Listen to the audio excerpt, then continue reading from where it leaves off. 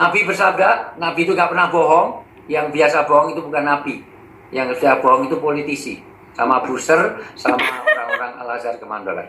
Nabi bersabda, tidak akan masuk surga orang-orang yang memutuskan hubungan silaturahim. Hari ini, Masya Allah, kita merintis jalan surgawi karena silaturahmi. Yang kedua, kita merintis jalan surga karena menuntut ilmu.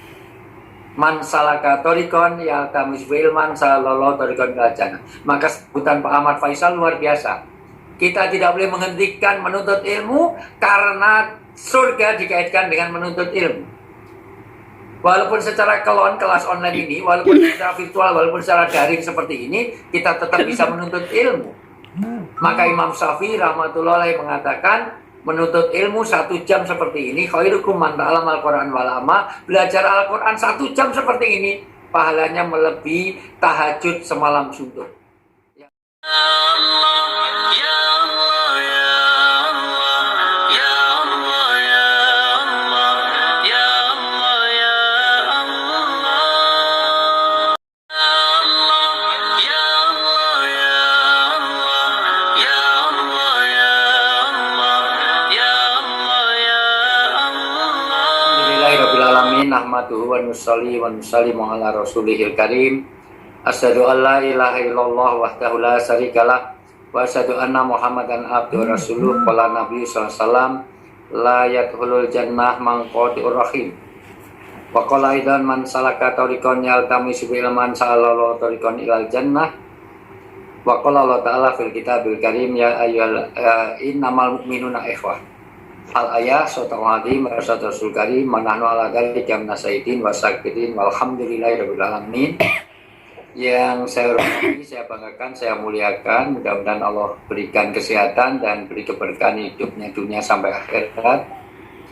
Para senior-senior kami, para guru kami, para kiai kami yang hadir, baik dari yayasan maupun dari para kepala sekolah, dari mulai TK, SD, SMP, utamanya Bapak Haji Haidir, Bapak Khozin, Bapak Rahmat Setiawan, Bapak Ahmad Faisal, Bapak Andi Rosadi, Bapak Musani, Masya Allah, ada Bapak Guru TK, SD, SMP, Islam Al-Azhar Kemandoran, orang tua, wali murid TK, SD, SMP, Islam Al-Azhar Kemandoran, Ketua Jamiah, seluruh pengurus Jamiah, dan juga karyawan Yayasan Ar-Ridho Palmera, dan tentu seluruh jamaah Zoomiyah, jamaah webinariah yang sore hari ini alhamdulillah bisa join, bisa bersilaturahim walaupun kita jauh di mata, tapi alhamdulillah mudah-mudahan hari ini kita dekat di hati.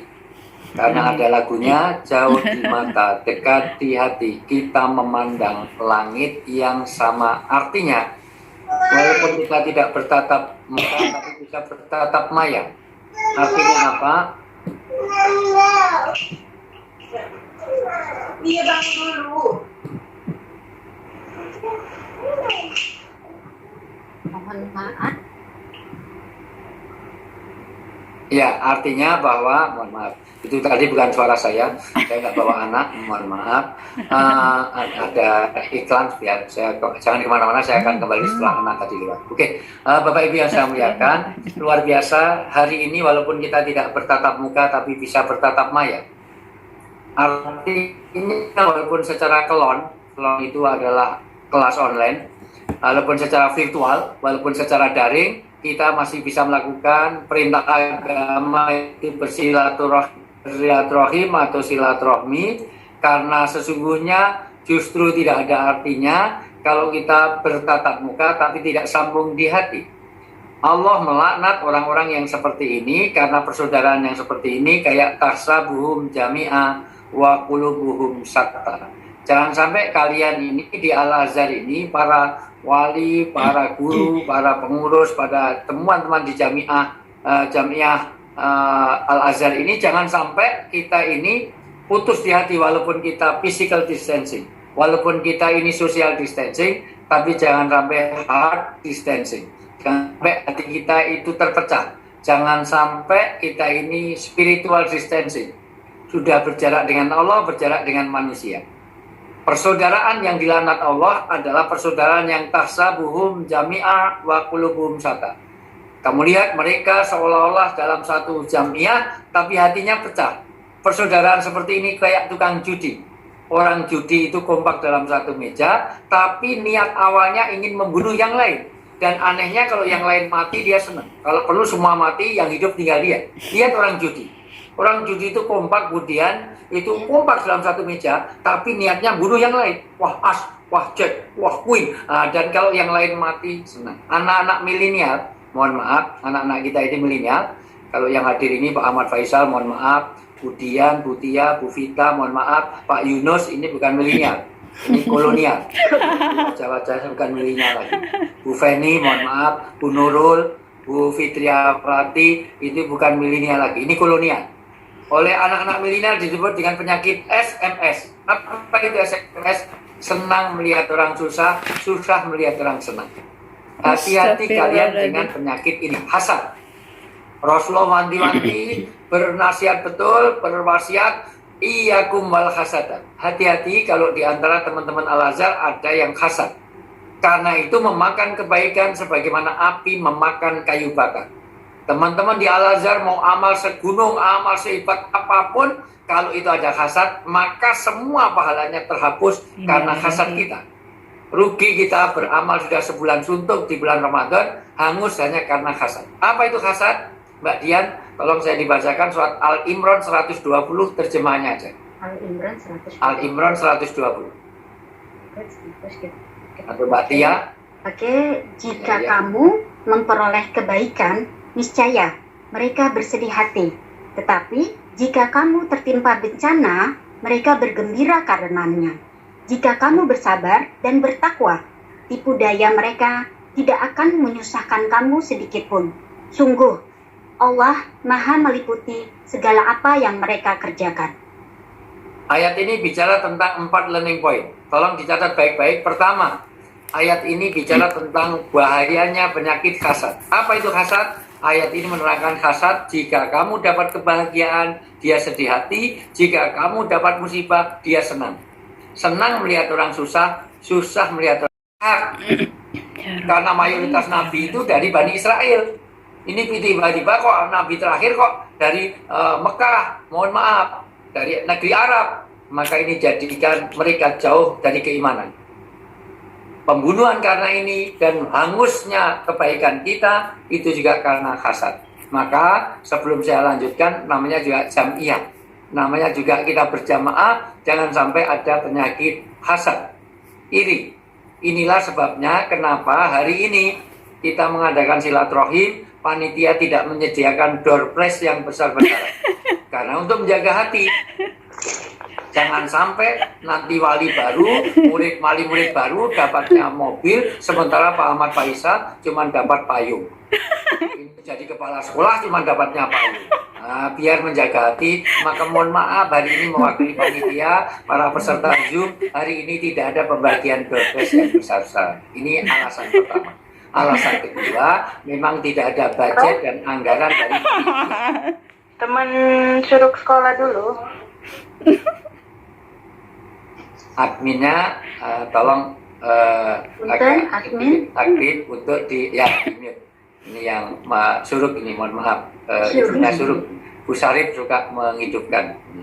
Splitteran tadi bicara tentang utang piutang, kedengaran semuanya Bu Suruk, Bu Sarip ya. Ya, nanti ketahuan kalau habis bertengkar sama suaminya, marahin anaknya bisa kejadian. Oke. Sekali lagi, mohon maaf, nggak apa-apa, itu nggak kesalahan itu karena khilaf, luka tidak dimute. Bapak Ibu yang saya muliakan, jadi sekali lagi, inilah mohon maaf saya apresiasi hari ini, kita walaupun jauh di mata, tapi dekat di hati. Artinya apa? Kita ini sedang berjauhan, tapi kita tidak hard distancing.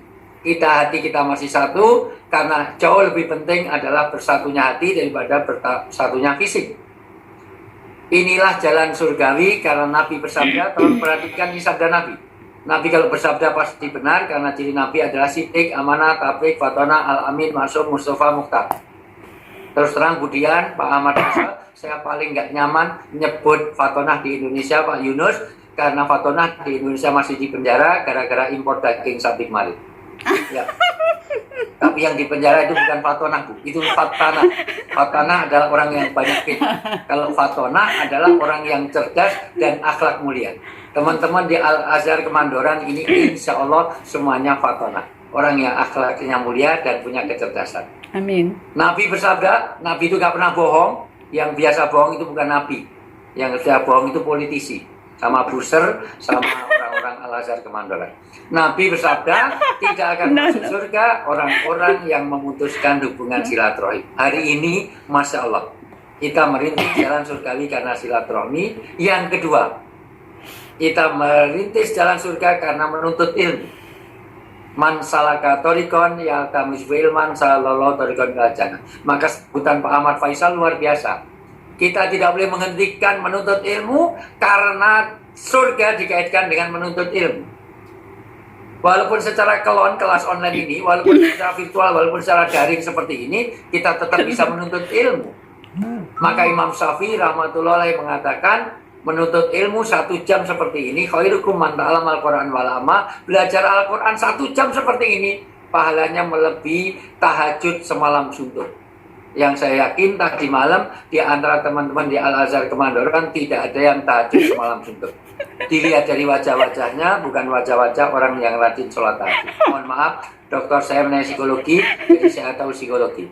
Psikologi itu gampang. Kalau cari menantu, kalau cari istri, saya rekomendasikan jangan cari wanita yang berkacamata. Karena wanita yang berkacamata kalau udah nikah cenderung kurang setia. Terbukti secara empiris. Kenapa? Karena wanita yang berkacamata kalau udah nikah, kalau bangun tidur, dia tidak mencari suaminya, tapi mencari mana kacamata saya. Dia pisah dengan suaminya 2 minggu nggak masalah. Kacamata nggak ada 2 jam, kiamat luar biasa. Mending kalau kacamata dipakai untuk mencari suami, enggak untuk mencari handphone. Karena wanita zaman now lebih lengket kepada handphone dan kacamata daripada kepada suami. Sudah di dalam tidur saja, di dalam selimut, wajahnya memancarkan nur, bercahaya di dalam selimut. Dikira wajahnya bersinar, ternyata mainan gadget di tengah selimut. Itulah ibu-ibu dari Al-Azhar Kemandoran. Mohon maaf. Serius, nggak usah dilepas Bu, langsung Bu Sofia, Bu Leticia ini langsung buka, mohon maaf, langsung lepasi kacamata, nggak ada hubungannya, malah nggak bisa lihat apa-apa nanti. Langsung Bu Feni langsung lepas kacamata, nggak ada hubungannya. Nah dari sisi ini sekali lagi, ini jalan surgawi karena menuntut ilmu, bahkan orang silaturahim itu disambungkan langsung dengan ibadah. Orang itu setelah ibadah kepada Allah harus membangun silaturahim. Banyak ayat yang tidak dipisahkan. Misalnya zakat dengan sholat. Itu nggak dipisahkan. Demikian juga orang jihad amwal wa anfus. Nggak pernah dipisahkan. Bakti kepada Allah, bakti pada orang tua. Dan salah satu yang tidak pernah dipisahkan adalah ayat mengenai silaturahmi. Sekarang dibaca surat An-Nisa ayat 36. An-Nisa ayat 36, setelah Allah memerintahkan beribadah kepada Allah, jangan berbuat syirik, maka supaya silaturahim, supaya silaturahmi di antara kita. Karena apa? Hablum minallah dan hablum minannas itu tidak bisa dipisahkan. Ibadah dengan muamalah itu sesuatu yang menjadi satu kesatuan. Yang lain juga aktif, ikut baca, ikut browsing. Mudah-mudahan masih punya kuota. Silahkan browsing, dibaca terjemahannya saja biar satu poin. Silahkan ketemu kemudian terjemahannya saja, Al-Qur'annya nggak usah. Iqra dua kan? Ya. An-Nisa ayat 36. Ya. Dan sembahlah Allah, dan janganlah kamu mempersekutukannya dengan sesuatu apapun, dan berbuat baiklah kepada kedua orang tua, karib kerabat, anak yatim, orang-orang miskin, tetangga dekat, tetangga jauh, tetangga sejawat, ibnu sabil, dan hamba sahaya yang kamu miliki. Sungguh, Allah tidak menyukai orang yang sombong dan membanggakan diri. Ayat ini bicara pertama tentang bagaimana wajib beribadah kepada Allah jangan ada syirik. Yang kedua tentang silaturahmi. Sebetulnya silaturahmi itu kepada seluruh manusia, Bu. Sudah selesai saja silaturahminya kepada seluruh manusia. Tetapi Allah itu pintar mengambil psikologinya. Kepada orang tua, kepada anak yatim, ibnu sabil, hamba sahaya, tetangga dekat, tetangga jauh, berarti seluruh manusia. teman kerabat. Jadi seluruh manusia harus kita bersilaturahim. Dan ayat ini bicara tentang humanisme, tentang universalism, tentang humanisme, di mana tetangga dekat, tetangga jauh tidak disebut tetangganya muslim atau non muslim. Yang penting tetangga kita bersilaturahim. Tidak peduli tetangganya itu Kristen, Hindu, Buddha, Dharma Gandol, Uka-uka, Ketayangan, Uji Nyali, Gandoloco, tidak peduli. Yang penting tetangga. Tidak peduli tetangganya Jawa, Sunda, Dayak, Bali, segala macam, tidak peduli. Karena ada beberapa ini ada orang Sunda, terutama Bu Reni yang menghubungi saya. Itu istrinya Ayana. Itu hubungi pakai bahasa Sunda, kadang-kadang saya nggak ngerti. Karena orang Sunda itu orang yang nggak kompak di antara suku-suku di Indonesia, salah satunya orang Sunda. Kenapa nggak kompak? Karena di Jawa itu opo, bahasa Indonesia apa, bahasa Betawi ape, orang sampai Palembang apo, sampai di Cina opo, begitu sampai Sunda naon. Apa, ape, apo kok jadi naon? Naon itu lampu itu naon. Ya. Neon. Itu neon itu loh, kucing itu loh. Terus Meong. Ya, meong itu loh yang di TMI itu loh, di Taman Mini ini. Keong. Meong Mas ya. Oke.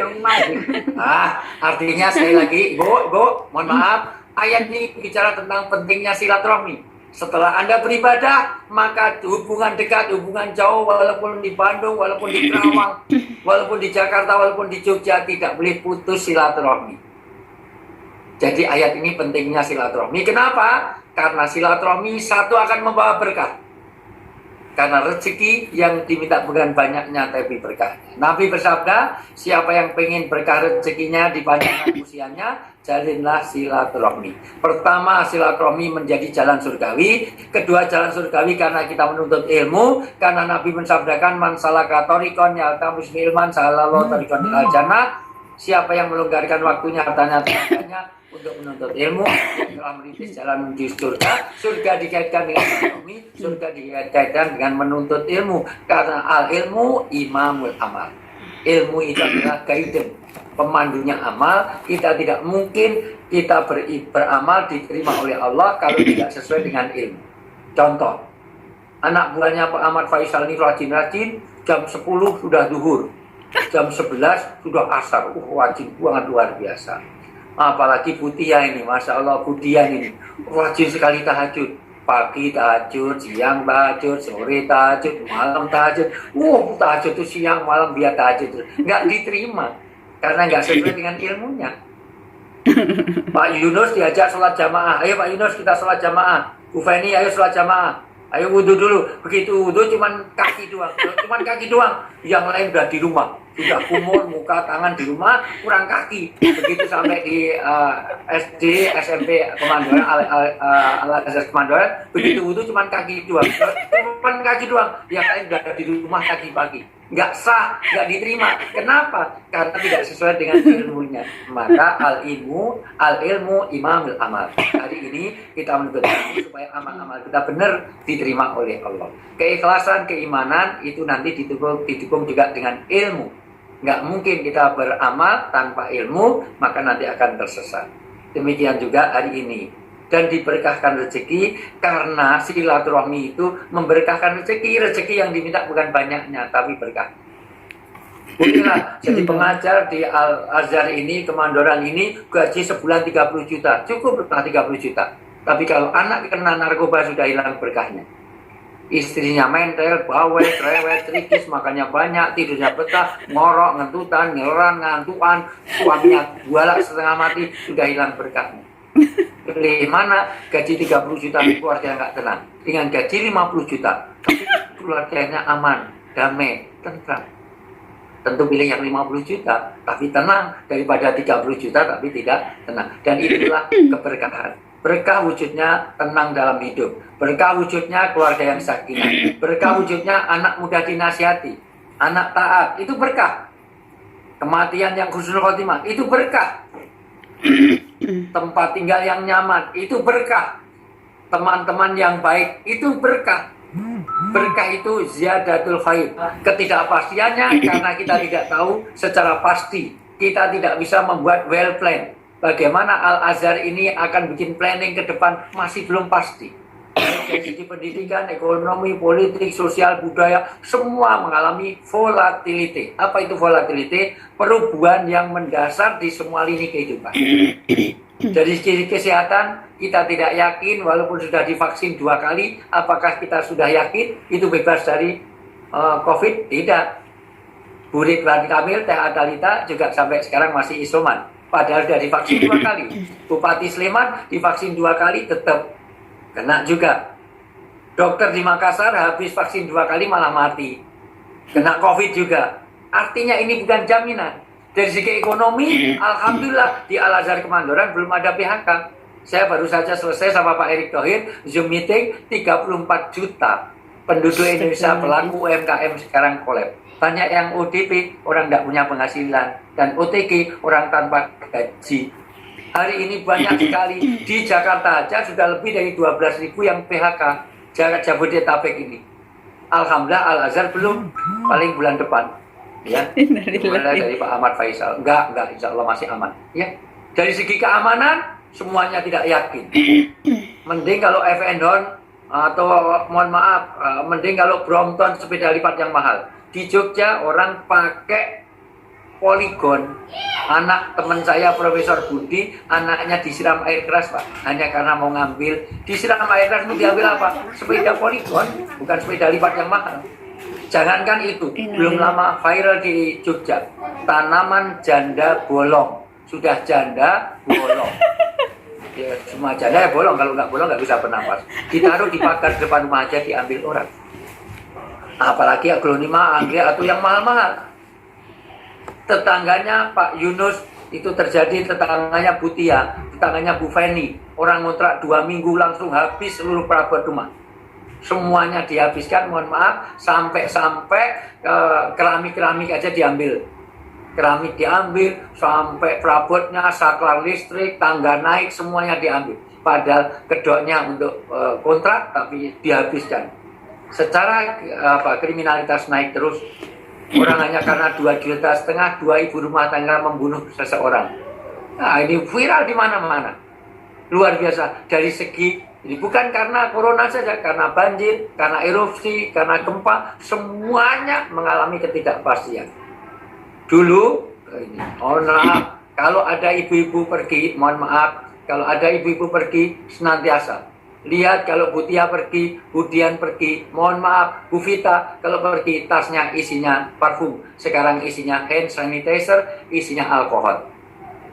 Dulu senyummu pada saudaramu sedekah, tapi silahkan Mbak Dian, senyum-senyum Mbak Dian di mall akan ditangkap Satgas COVID, berarti Anda nggak pakai masker. Senyummu pada saudaramu sedekah, sekarang foto mau senyum, nggak mau manyun, nggak ada hubungannya, sama saja.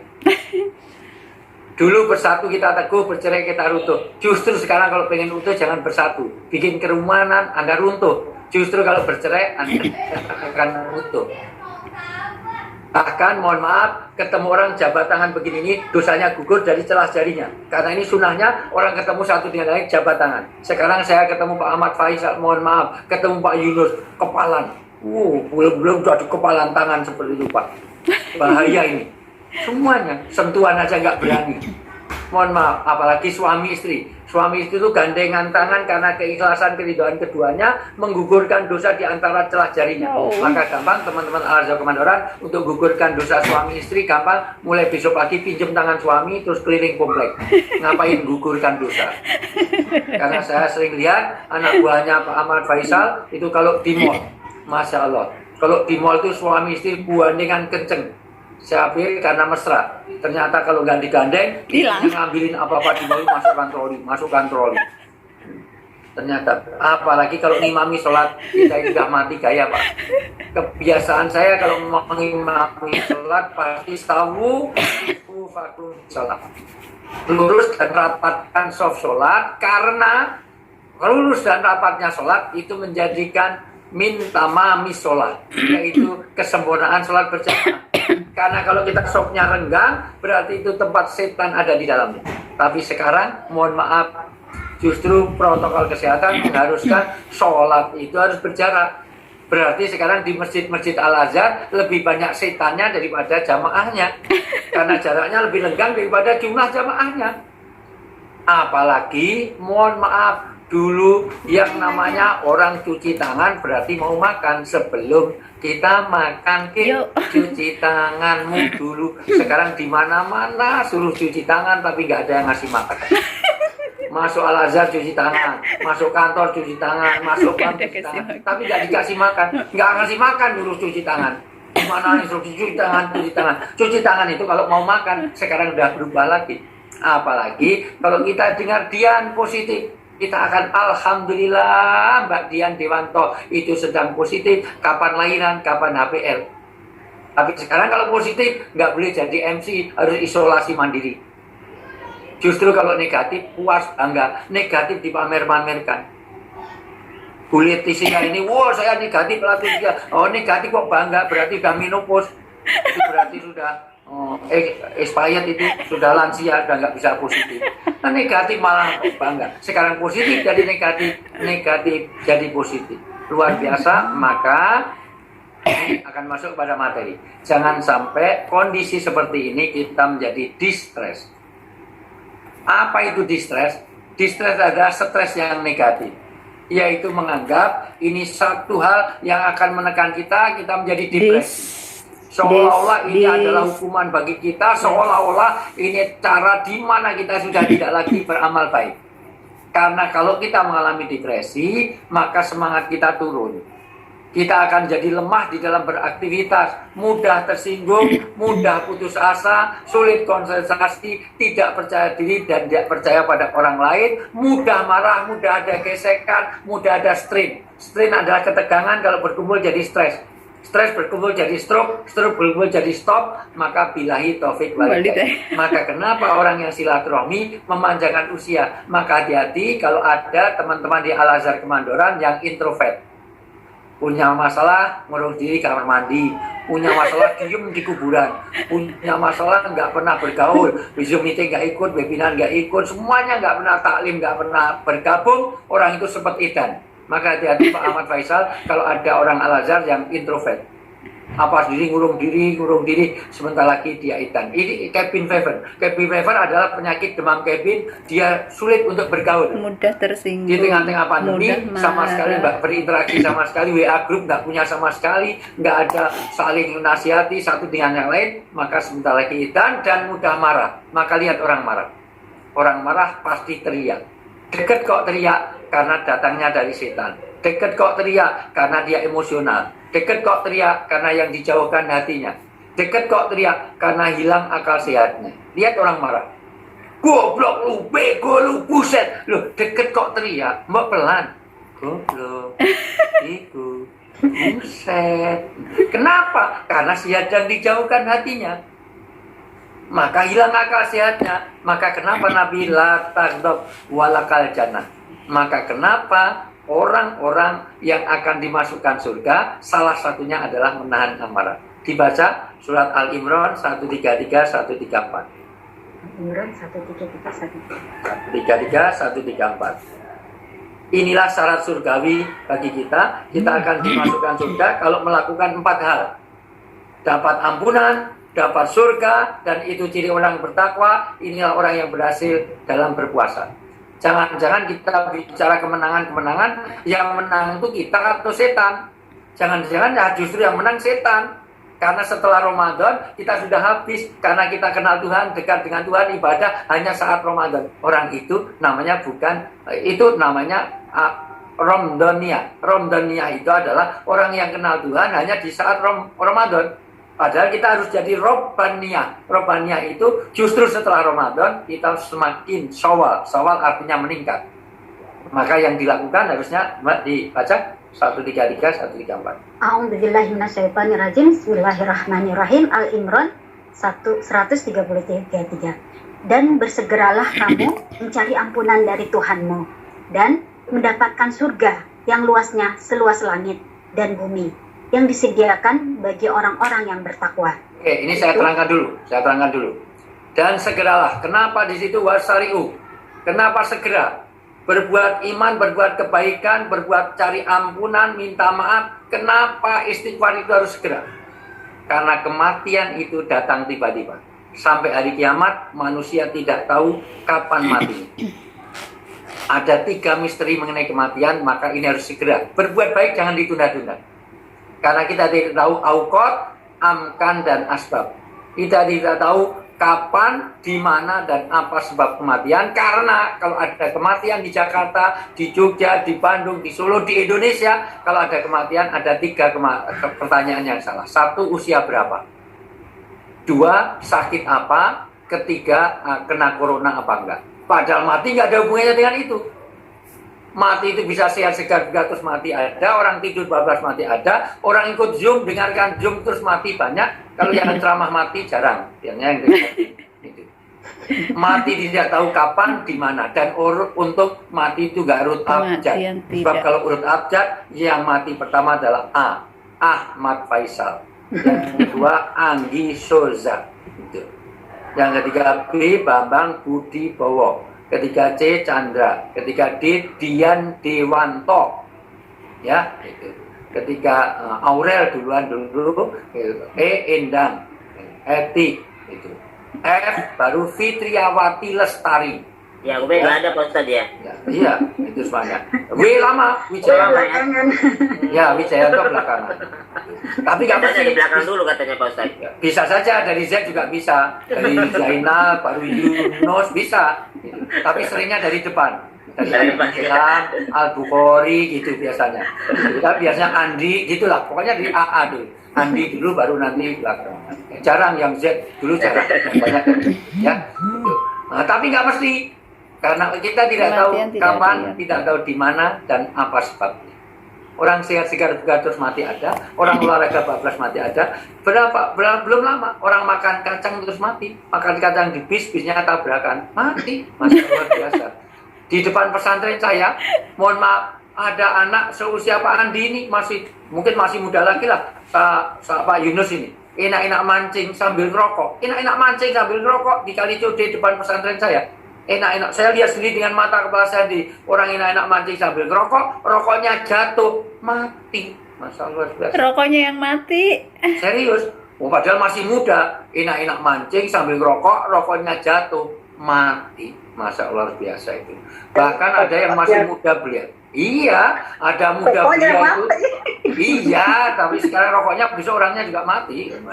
Nah, ada orang orang cantik kayak Mbak Dian, enak-enak telepon di depan saya di bandara. Enak-enak telepon, halo, terus mati. Teleponnya yang mati. Nah, artinya apa?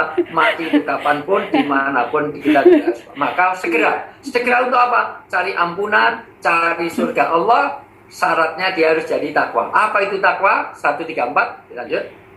134 Al-Imran, yaitu orang-orang yang berinfak baik di waktu lapang maupun sempit, dan orang-orang yang menahan amarahnya dan memaafkan kesalahan orang lain, dan Allah mencintai orang yang berbuat kebaikan.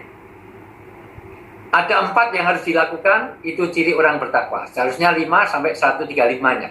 Ya, atau 135-nya sekalian lah. Ya. Al-Imran ayat 135.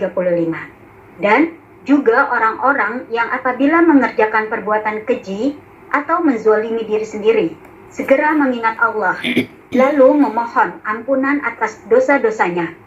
Dan siapa lagi yang dapat mengampuni dosa-dosa selain Allah, dan mereka tidak meneruskan perbuatan dosa itu, sedang mereka mengetahui.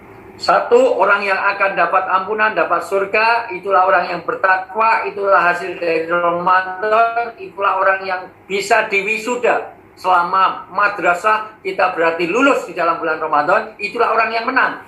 Kalau nggak gitu, yang menang berarti setan. 1, orang yang senantiasa sedekah, baik sempat maupun sempit, baik lapang maupun sempit. Jangan tinggalkan sedekah. Oh, tapi nggak punya uang, sedekah tidak harus uang. Bisa dengan tenaga, bisa dengan pikiran, bisa dengan doa, bisa dengan psikis. Kalau nggak bisa senyum saja sedekah. Masa orang nggak bisa senyum, masa orang nggak bisa berdoa? Pasti bisa sedekah. Yang kedua, sempat maupun sempit, dia senantiasa sedekah. Minimal mendoakan, jangan nyinyir. Nyumbang enggak, ini semuanya nyinyir. Karena banyak di Indonesia ini. Ada orang peduli pada orang lain, pada orang Palestina aja, dia nyumbang tidak, malah nyinyir. Ada orang nyumbang baik-baik, malah nyinyir. Itu diselewengkan juga apa? Kamu nyumbang tidak, ini enggak peduli pada. Itu bukan urusan kita. Urusan kita. Siapa yang tidak peduli pada urusan orang Islam yang lain, dia bukan golonganku, kata Nabi. Dia bukan golongan Nabi Muhammad. Dia bukan orang Islam itu. Jadi kalau ada orang mengatakan itu bukan urusan kita, itu bukan orang Islam. Mohon maaf. Orang Islam harus peduli pada orang Islam yang lain, penderitaan orang lain. Ya, itu berarti dia bukan golongan Nabi. Jiwanya Abu Lahab, Abu Jahal, Abu Gosok, Abu jelek sana. Jadi sekali lagi, dia selalu sedekah. Kedua, orang yang menahan amarahnya. Menahan amarah. Artinya pengendalian nafsu. Yang ketiga, orang wa'afina aninas, selalu memaafkan saudaranya. Maka orang halal bihalal silaturahmi di Lebaran selalu dikumpulkan dengan ketupat. Karena ini kearifan budaya, ini produk Indonesia. Tidak ada dalam orang Arab nggak ngerti tentang ketupat. Ketupat dari kata kupat, ngaku, lepat. Ketupat harus diisi dengan beras putih karena untuk memutihkan hati, saling memaafkan. Karena kalau ketupat diisi ketan hitam nggak jadi ketupat. Maka ketupat yang anyamannya begitu rupa tidak sembarang kita bisa menganyamnya, merangkainya, diisi dengan apa? Diisi dengan beras putih untuk memutihkan hati. Ketupat isinya harus putih. Itu pun harus dibakar dengan santan. Karena kupat dudu santan menawi lepat nyuwun pangapunten, simbol untuk saling memaafkan. Santan harus dimakan dengan opor. Kenapa? Karena dalam opor ada dua elemen penting, yaitu ada krecek kulit dan irisan hati. Kulit artinya lahir, hati artinya batin. Maka mohon maaf, lahir dan batin. Maka ketupat selalu disajikan dengan opor. Tapi Al-Azhar Kemandoran bikin halal bihalal, tidak ada ketupatnya, nggak ada opornya. Maka ini belum sah. Besok harus ngadakan lagi. Itu pun harus ada wedang, ngawi kadang, kumpulkan orang. Harus ada kerupuk. Apa itu kerupuk? Kerukunan yang dipupuk. Kalau ini karangan saya sendiri, saya cari-cari sendiri. Kerupuk ini nggak ada dalam filosofinya, tapi saya cari-cari aja sih, yang pas saja pokoknya. Dari sisi inilah maka halal bihalal ini bimakna Indonesia, bukan halal haram. Karena orang Arab malah nggak paham halal bihalal. Buktikan omongan saya, kebetulan saya ini mohon maaf itu umroh haji sudah lebih dari 60 kali saya umroh, haji saya 20 kali, jadi insya Allah sahih lah. Buktikan nanti kalau Anda ke pasar kurma, ambil itu kurma. Kalau Anda bilang halal, penjualnya bilang halal, langsung boleh kita makan. Itu halal bihalal. Saya mau minum, saya nggak tahu minuman siapa, halal. Pak Yunus, Pak Ahmad, Faisal bilang halal, maka boleh saya minum. Itu artinya halal bihalal. Saya mau wudhu, saya tidak tahu ini sendal siapa.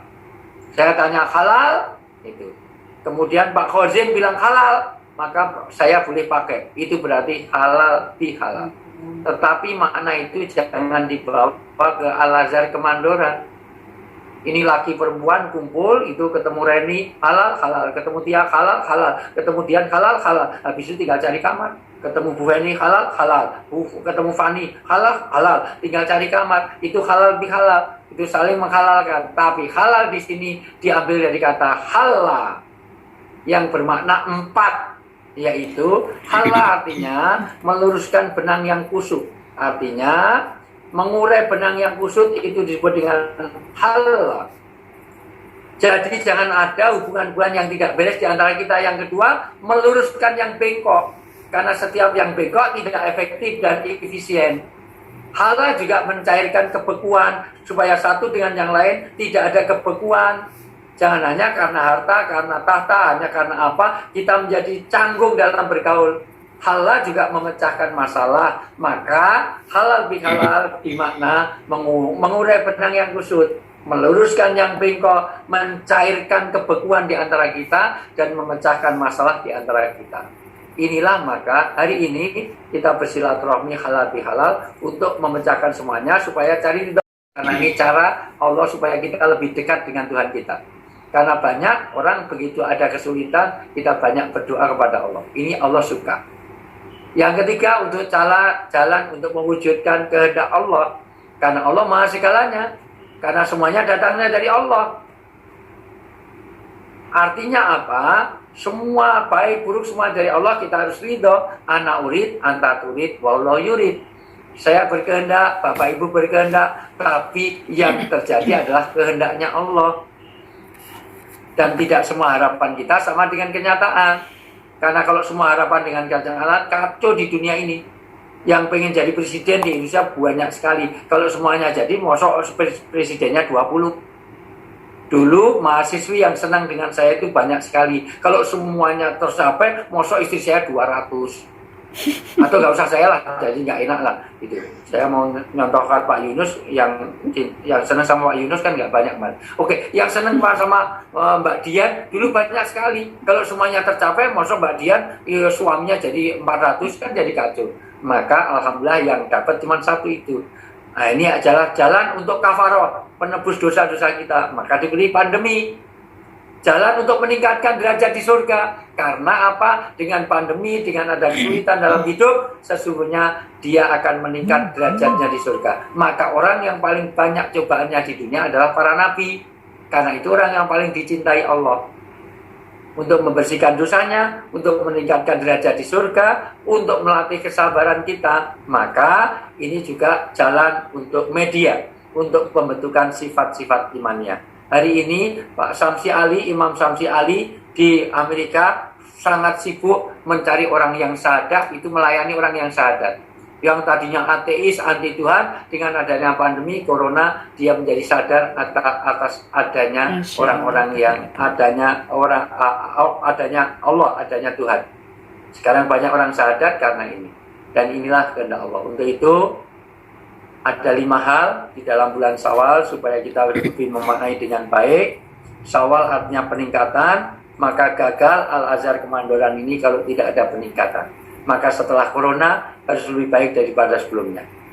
Syawal artinya meningkat, latar kabuna atau bahkan atau sungguh kalian semua harus meningkat setingkat demi setingkat, kata new kid on the block, step by step. Baik secara pribadi, berkeluarga, bekerja maupun untuk publik.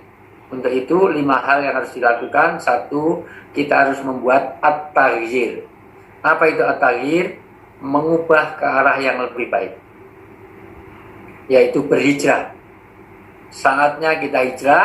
Hijrah bukan sekedar atribut, tapi juga attitude. Attitude itu artinya bukan sekedar penampilan, tetapi juga perilaku, juga hati kita. Ini harus ada hijrah, harus ada perubahan. At-taghyir. Yang kedua, harus al-intibah. Itu kata Ibnul Qayyim al-Jauziyah. Bulan Syawal ini harus intibah, artinya apa? Move up, bangkit. Bangkit dari mana? Kesalahan dan keterpurukan. Jangan diulang kembali. Maka tadi di ayat surat Al-Imran ayat 135, kalau berbuat salah, dia ingat kepada Allah, istighfar dan mohon ampun pada Allah, tobatan nasuha, tidak akan mengulangi lagi. Itulah al-intibah, move up, tidak ada kata terlambat untuk menjadi orang baik. Yang ketiga harus as-sifa. Apa itu as-sifa? As-sifa yaitu mengobati, membuat satu kafaroh, menutup kesalahan dengan kebaikan. Adbi sayiat bil hasanah tampuha.